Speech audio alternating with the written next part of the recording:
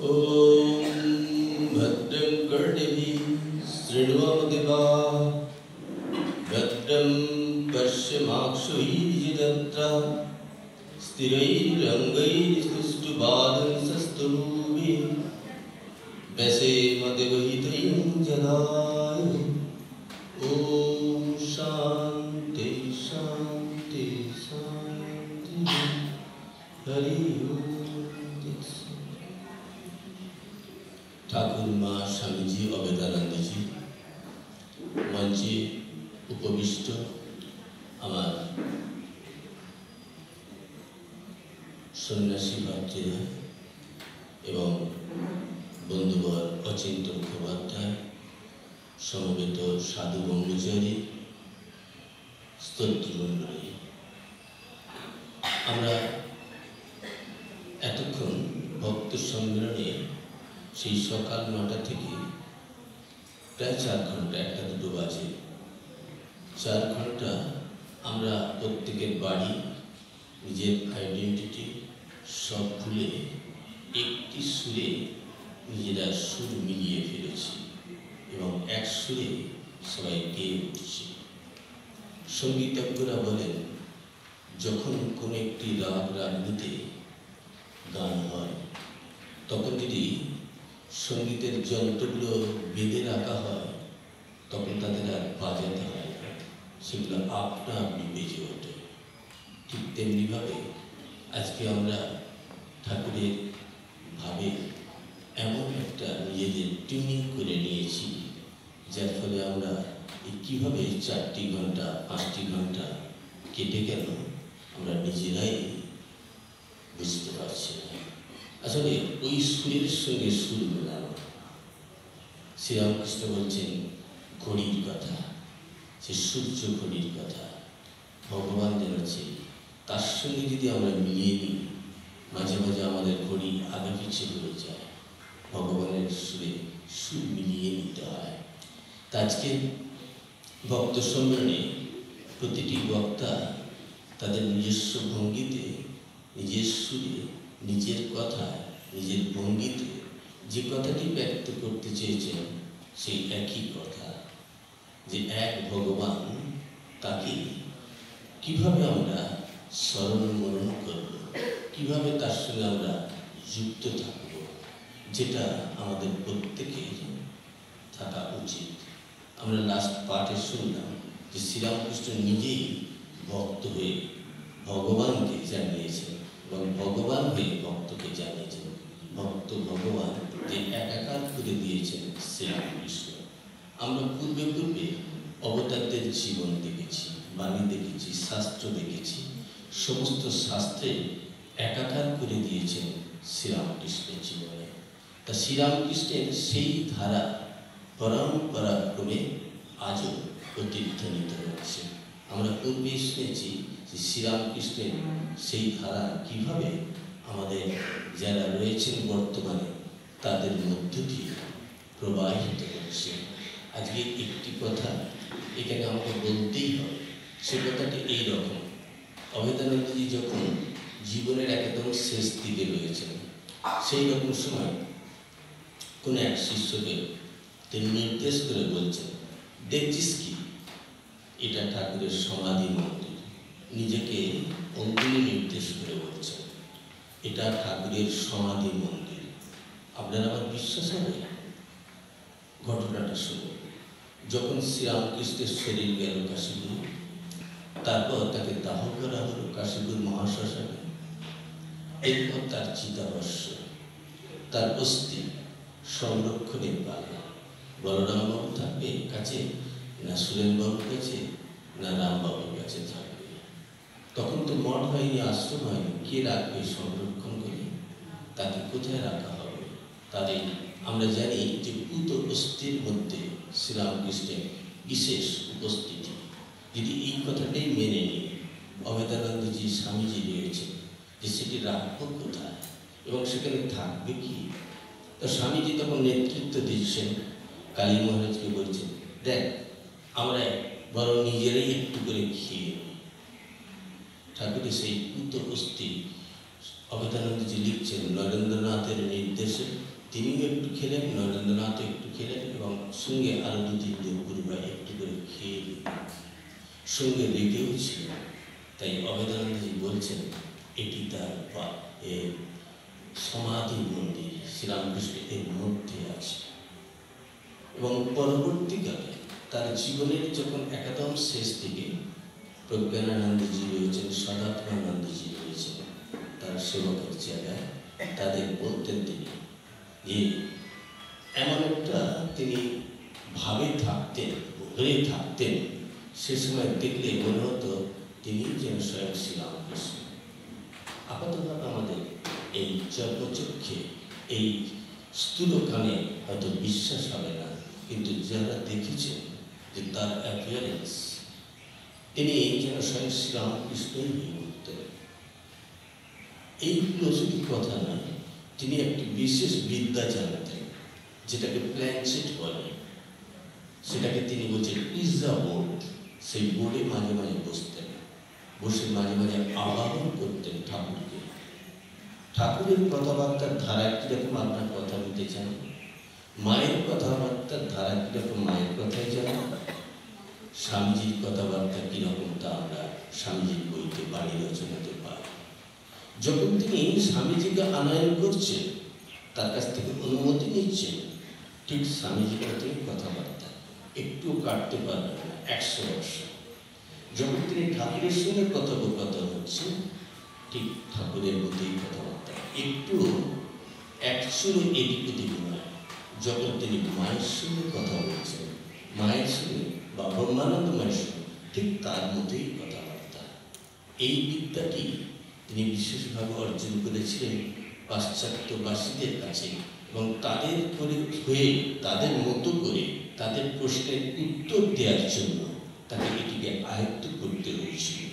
এবং সেখানে বসে তিনি তার গুরু ভাই যোগানন্দ মহারাজের শরীর গিয়েছেন, তিনি সেখানে যোগসূত্র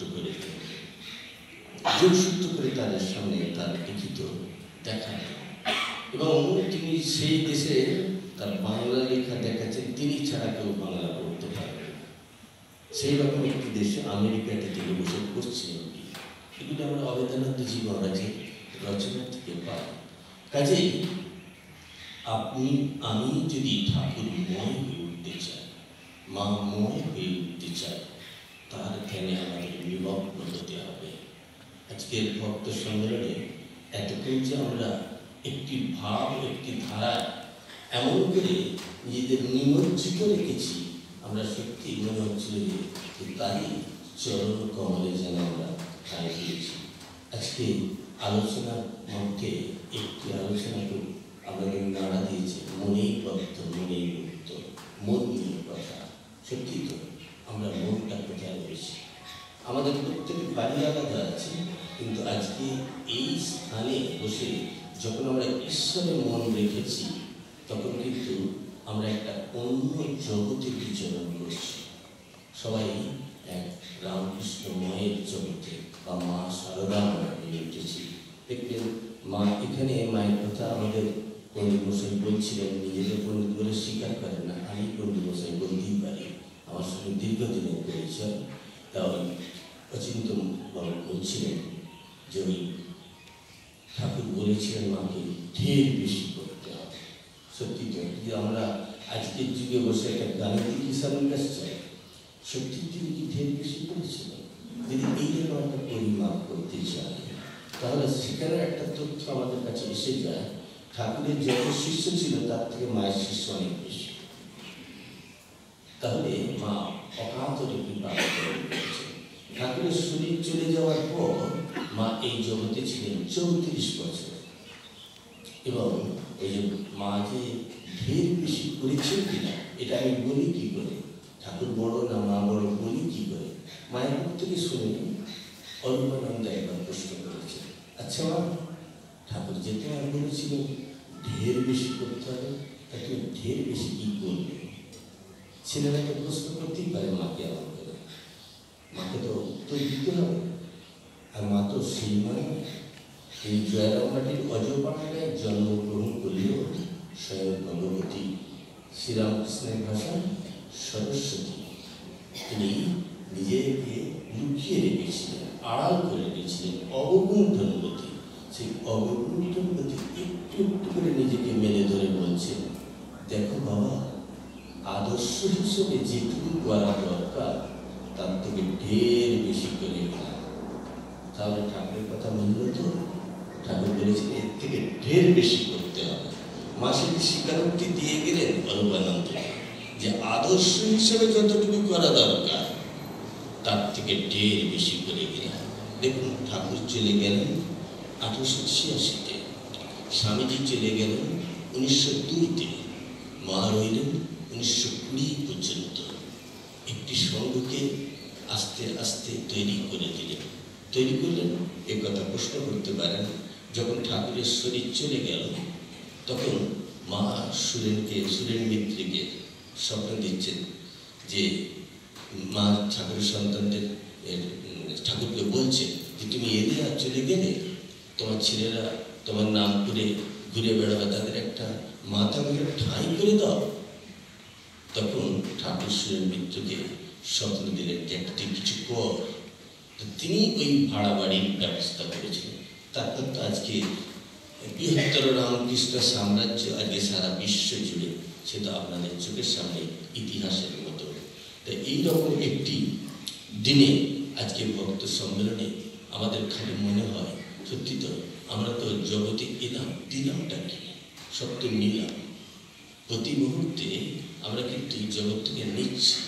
জগৎকে কি দিলাম বলুন তো? একটা জিনিস যদি আমরা হিসাব করি, তাহলে বিজ্ঞানের হিসাবে করি, তাহলে এইরকম দাঁড়ায় যে আমরা প্রতি মুহূর্তে নিচ্ছি অমৃত, অক্সিজেন নিচ্ছি, বিনিময়ে এমন একটি জিনিস দিচ্ছি সেটা বিষপথ। তাহলে আমরা জগৎকে কিছু ভালো দিতে পারি না? কিছু ভালো চিন্তা, কিছু ভালো কথা, কিছু ভালো ব্যবহার, ভালো মানুষকে চিন্তা ভাবনার সঙ্গে যুক্ত দেওয়া ভালো কিছু কাজ যা জগতে থাকবে। স্বামীজি বলছেন জগতে এসে সে একটা দাগ রেখে যায়, সেই ভালো কাজটাই আপনার দাগ হয়ে থাকবে। বলছে ওয়ার্ক আনটু ডেথ, তোরা খেটে খেটে মরে যা আমি দেখি। স্বামীজির কথা বলছেন তিনি, যে তোরা খেটে খেটে মরে যা আমি দেখি।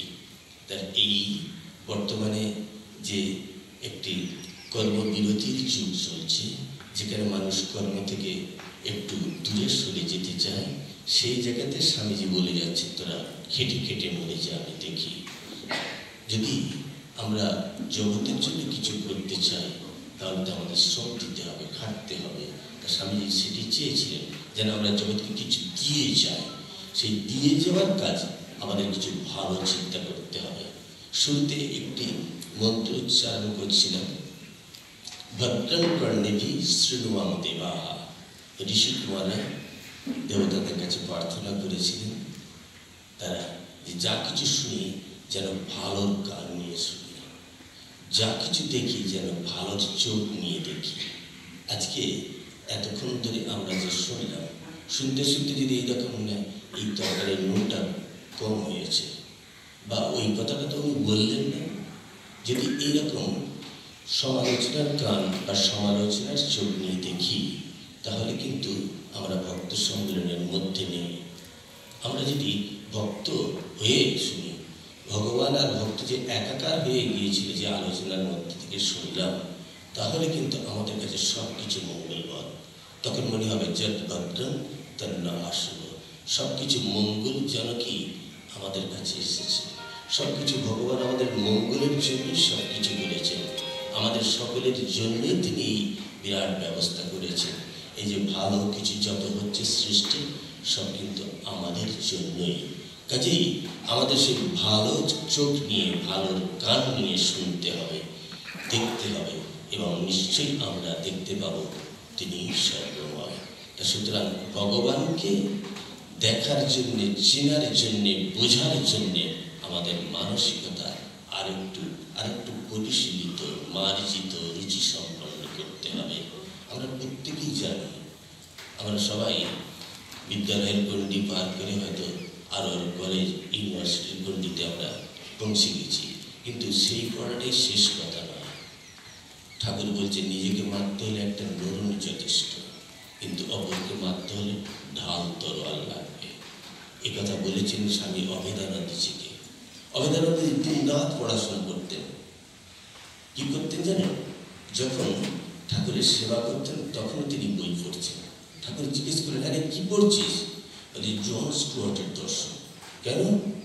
বলছে কি আছে? বলছে যে যুক্তি তর্ক, একে অপরের মতকে খণ্ডন করতে শেখা। ঠাকুর বেশ বেশ বেশ পড়বি পড়বি, তুই তো এখানে পড়াশোনা দোকানে বলে তখন বলছেন, দেখ নিজেকে মারতে হলে নরুনি যথেষ্ট, কিন্তু অপরকে মারতে হলে ঢাল তলোয়ার। বিদ্যা আমাদের অর্জন করার প্রয়োজন, কিন্তু সেটা আমার জ্ঞান চর্চা ও চর্যায় যেন কাজে লাগে। আমাকে নিজেকে নিজে বোঝা, আত্মানবৃত্তি। তাই শাস্ত্র বলছে আমি কে এটি জানি, আমার মধ্যে যে তিনি যে আছেন এবং আমি যে সেই চৈতন্য স্বরূপ, সেটি যেন আমি বুঝি বা জানি। সেইটি জানার জন্য কি আমি এগোচ্ছি? নাহলে আমরা তো প্রত্যেকে আর্থিকভাবে, সামাজিকভাবে, দৈহিকভাবে, কর্মসূত্রে আমরা তো প্রতিষ্ঠিত। এতৎ সত্ত্বে ঈশ্বরকে জানার প্রয়োজন কি? এতৎ সত্ত্বেও ঈশ্বরকে জানার প্রয়োজন এই ইহকালেই শেষকাল নয়, এরপরে বড় কাল আছে। পরাঙ্গতিম কি হবে? আমরা বলি না যে এই শিশুটি জন্মের প্রত্যেককে রামায়ণ মরদ যা কিছু জিজ্ঞেস করা হচ্ছে সব বলে দিচ্ছে। কেউ কেউ তাকে এরকম বিশেষণ দেয় জাতিস্বর বলে, আরো অনেক বিশেষণ দেয়। তাহলে আপনি এই বাড়িতে জন্মালেন, কেউ রাজার বাড়িতে জন্মালেন, কারণ কি? তার পূর্বজন্মের কৃতফল। সে ওই জন্য বলা হয় পূর্বজন্মের কৃতফলকে কি বলা হচ্ছে? বলছে ও আগে ওর করা ছিল। ঠাকুর উপমা দিয়েছেন লাউ কুমড়ের ফুলকে দিয়ে, যে কারণ ফুল ফোটে সেই ফুল থেকে ফল হয়। আমাদের লাউ কুমড়ো বলছে আগেই ফল। এটাকে ঠাকুর ঈশ্বর কোটি উপমা দিয়ে বলেছেন। তো সুতরাং আমাদের ওই কিছু যদি করা থাকে, এই জীবনে যদি কিছু ভালো কর্ম করে থাকি, তার ফল তো আমাদের কাছে আসবেই। আচ্ছা, ভালো কর্ম আমরা করবো কি করে, পাবো কি করে? আমরা দেখি না জীবনের পরিণতি অবস্থা, জীবনের একদম শেষ দিকে দেখুন বলা যায় যে অমুক মানুষ অমুক জায়গা থেকে আবারও আমাদের কাছে যখন ফিরে আসে, পূর্বজন্মে কিছু ভালো কাজ করা ছিল, তাই ও এই সময়তে এই পরিষেবাটি পেল। মানে ও কিছু ভালো কিছু করেছিলেন, তাই ভালো কান নিয়ে শোনা, ভালো চোখ নিয়ে দেখা, তাহলে কিন্তু আমাদের মনের ভিত্তি আরো পরিবর্তন ঘটবে। ঠাকুরের একটি কথা আমাদের মনে রাখতে হবে। ঠাকুর বলছেন, যদ্যপি আমার গুরু শনিবাড়ি যায়, তথাপি আমার গুরু নিত্যানন্দ রায়। আমাদের পণ্ডিত মশাই উল্লেখ করেছেন, একটা নাম করতে করতে কিন্তু যে গুরুর দর্শন পেয়েছিল। এটি হয়তো সেখানে গুরু সেখানে তাকে রহস্য করে বলতে চেয়েছিলেন, তাতেও এই গুরুবাক্যে বিশ্বাস, আর কিছু নয়। কিন্তু ওই মন্ত্রেই যে পাওয়া যাবে তা নয়। তাহলে আমাদের গুরুদেবরা এইরকম ইষ্টমন্ত্র দিতেন না, দিচ্ছেন, কিন্তু সেখানে শিষ্যর এই উপমাটি বিশেষ প্রয়োজনীয়, যে শুধু গুরুর কথায় রহস্য করে গুরু বলেছেন, তাতেই তিনি পেয়ে গেছেন। তো সুতরাং সেটি আমাদের মনে রাখতে হবে। তিনি আর বলছেন, সমস্ত গুরুর মধ্যে ভগবান আছেন। শ্রীকৃষ্ণ নিজেই ঘোষণা করেছেন, আমাদের পণ্ডিত মশাই উল্লেখ করেছেন। তাহলে আপন আপন গুরুর প্রতি আমাদের শ্রদ্ধা ভক্তি যেন ঠিক বজায় থাকুক। আজকে ভক্ত সম্মেলন শুনে আমি তো শ্রীরামকৃষ্ণকে দেখিনি, আমি তো তার কাছে দীক্ষা পেলাম না, আমি তো শ্রীকৃষ্ণকে দেখিনি, তিনি আসছেন। এই প্রশ্নটা নিয়ে যদি আমরা মা শারদার কাছে যাই, যিনি একালের দেবী ভগবতী, তিনি এটি আরো সুন্দর করে আমাদের বলবেন।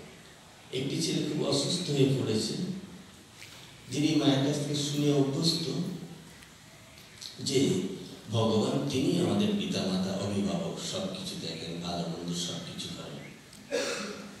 তা মা ভগবানকে তোকে দেখতে পায় না, তিনি তো আমাদের জন্য সবই ভালো মন্দ বিধান করেন, দেখতে তো পায় না। আসলে মায়ের কথা কি আমি খণ্ডন করতে পারবো না, তার অভিজ্ঞতা থেকে বলা, তার উপলব্ধি থেকে বলা।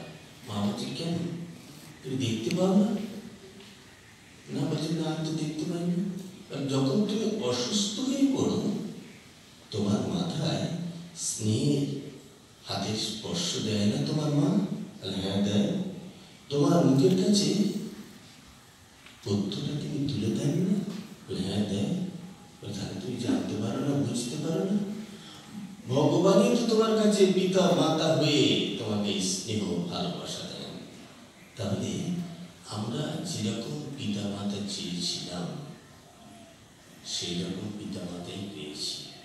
ভগবানই আমার কাছে পিতা মাতা হয়ে এসছে। ওই জন্যে বলা হয় আমাদের পিতা মাতাই হচ্ছে প্রথম গুরু। সুতরাং তাদের আপন আপন পিতা মাতার প্রতি আমাদের শ্রদ্ধা থাকা কর্তব্য।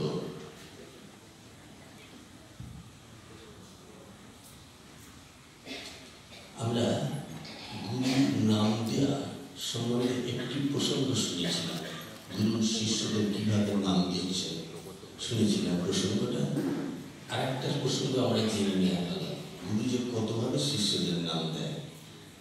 আমরা হয়তো যারা এই রামকৃষ্ণ সাম্রাজ্য ছাড়া অন্য কোনো সাম্রাজ্যে গিয়েছেন তারা হয়তো দেখবেন হয়তো কোনো একটা বড় জনসভায় মাইকেই নাম দিচ্ছে, কেউ হয়তো আরো অন্যান্যভাবে নাম দিচ্ছে, এরকম দেখেছি। কিন্তু আরেকটি নাম দেওয়ার পদ্ধতি শিখে নিই আমরা শ্রীরামকৃষ্ণের কাছ থেকে। শ্রীরামকৃষ্ণ সান্নিধ্যে যখন অবেদানন্দজি গিয়েছিলেন, যখন কালী প্রসাদ, তাকে রাত্রে সেখানে বিশ্রাম নিতে বলেছিলেন, সকালে বলেছিলেন তুমি গঙ্গায় স্নান করে এসো।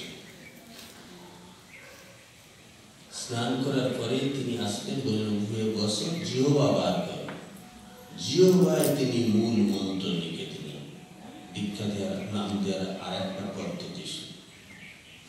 এও গুরু শ্রীরামকৃষ্ণ, জগৎগুরু শ্রীরামকৃষ্ণ এটি আমাদেরকে দেখিয়ে দিয়ে গেছেন। সুতরাং এর দ্বারা গুরু স্পর্শে ইষ্ট মন্ত্র শুধু জিহ্বা লিখে দেন, তার স্পর্শে পরম স্পর্শে তার চৈতন্য তো বটেই, দিন দিন তিনি ভাবে করে সমাধিস্থ থাকলেন। এর থেকে গুরু আর উন্নততর এর চৈতন্য মুক্তের মধ্যে উৎপাদন করা এবং মুক্তের মধ্যে তাকে উচ্চ স্তরে উন্নীত করা আর এটা দ্বিতীয় একটি উপমা আমরা খুঁজে বার করতে পারবো না। সুতরাং এখানে গুরুদেব শ্রীরামকৃষ্ণ যেভাবে নাম দিয়েছেন এ এক অতুলনীয়, এর থেকে আর কোনো বড় নাম দেওয়ার উপায় নেই। তা ভগবান এভাবেও নাম দিতে পারে।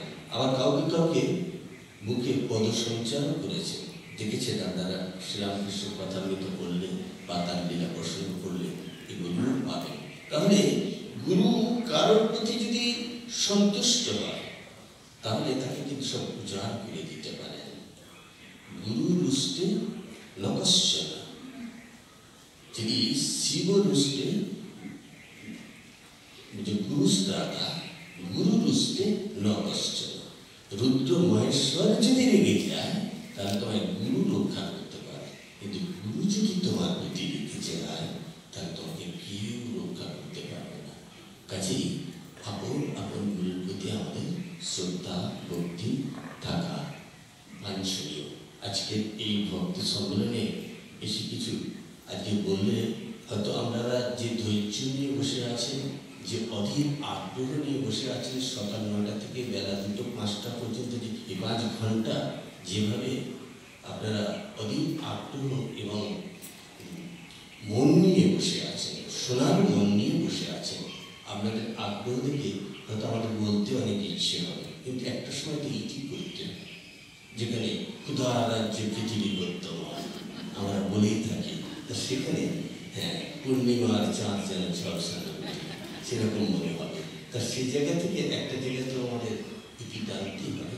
তবে এইটুকু বিশ্বাসটা আপন আপন গুরুর প্রতি শ্রদ্ধা ভক্তি থাক। প্রসাদে সর্বদুঃখানাং হানিরস্য প্রজায়তে প্রসন্ন চাঁদ চেতসাম ধ্যাসু বুদ্ধি পর্যায়ে প্রতিষ্ঠিত। প্রসাদে হচ্ছে প্রসন্নতা আসে, ভগবানের সাথে যুক্ত করে দেয়। যখন এই জীবে গজা দেখি তখন কিন্তু পুরীর জগন্নাথের কথা মনে পড়ে, জগন্নাথ স্বামীর সঙ্গে যোগ হয়ে যায়। যখন কালীঘাটের প্রসাদ হয় তখন মা কালীর কথা মনে পড়ে। যখন রামকৃষ্ণের খিচুড়ি প্রসাদ হয় তখন রামকৃষ্ণের কথা, বা অন্ন প্রসাদ হয় তখন রামকৃষ্ণের কথা মনে পড়ে। সুতরাং কোষাধ্যক্ষ তো একটা ভগবানের সম্পর্ক তৈরি হয়। আজকের এই ভক্ত সম্মেলনে একটি কথা আমাকে বলতেই হবে, সেটি ভগবান শ্রীকৃষ্ণ গীতা আমাকে উচ্চারণ করেছেন। তার উপরে তার কোনো শাস্তি নেই।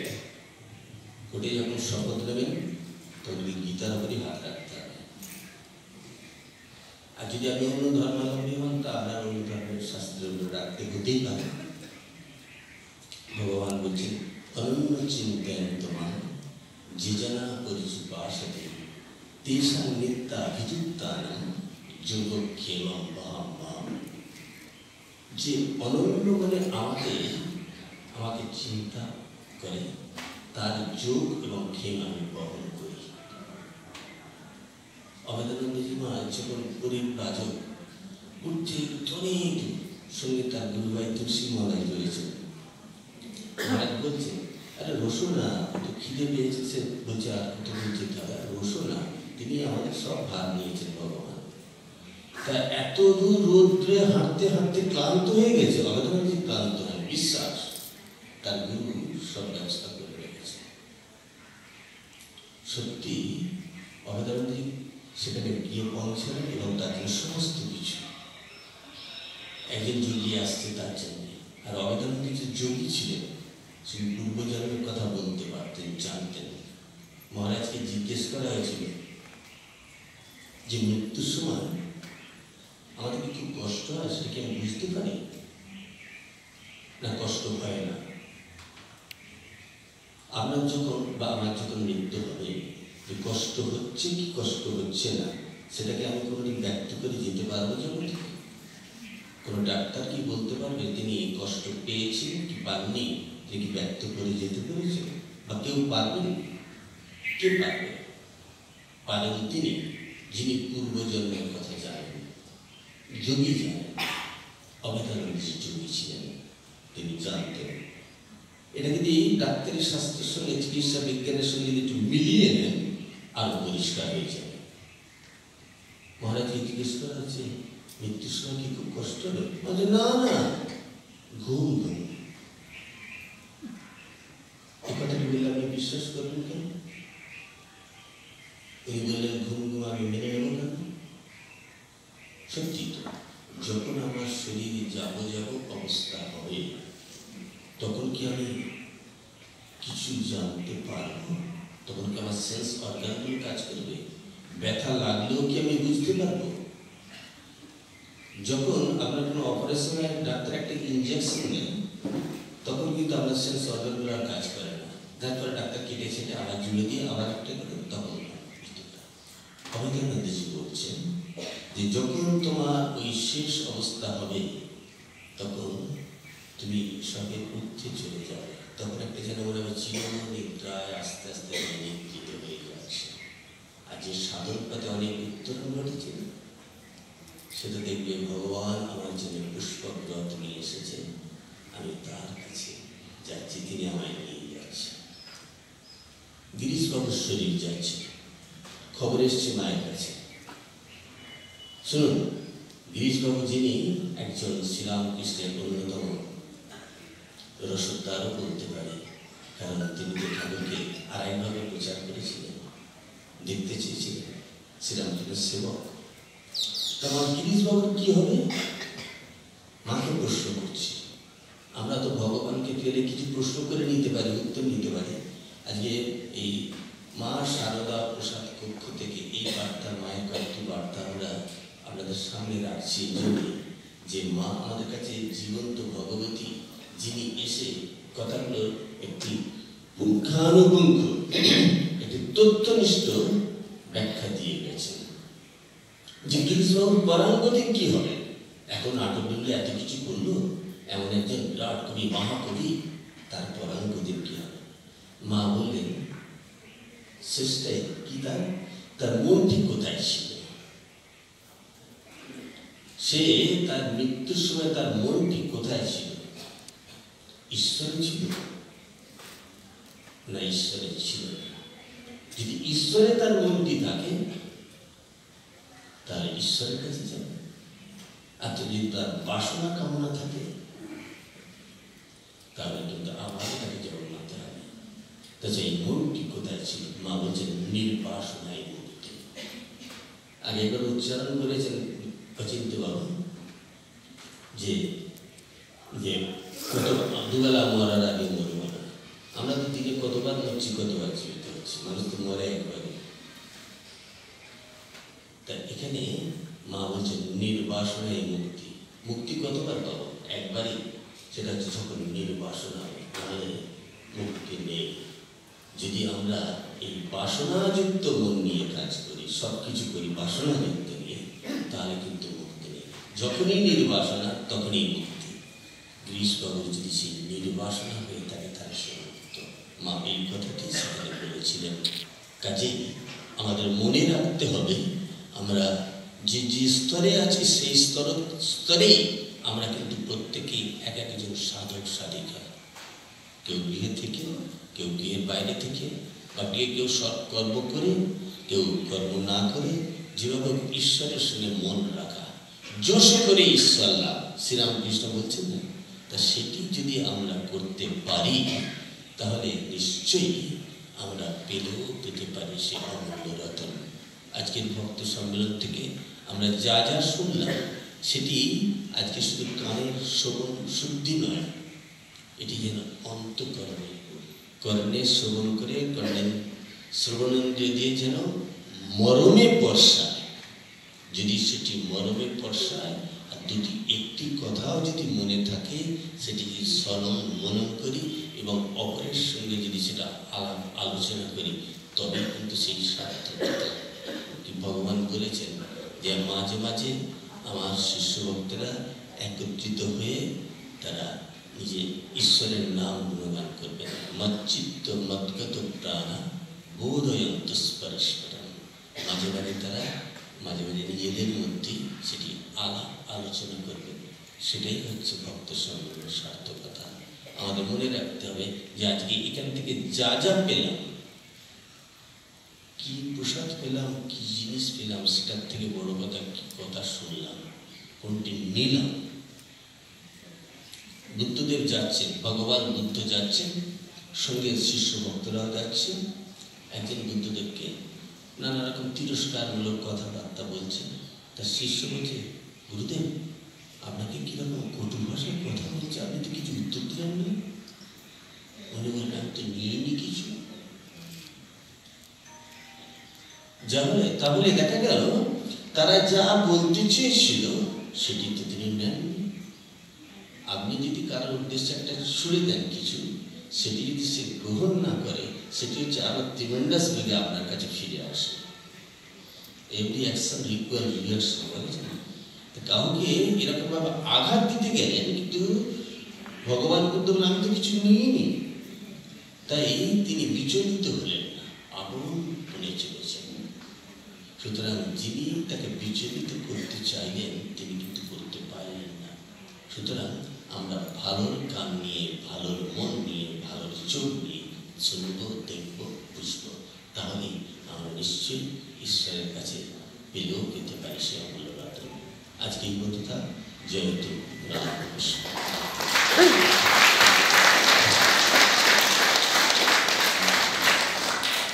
পেটের মধ্যে খিদা রয়েছে ঠিকই, মনটা কিন্তু ভরেনি।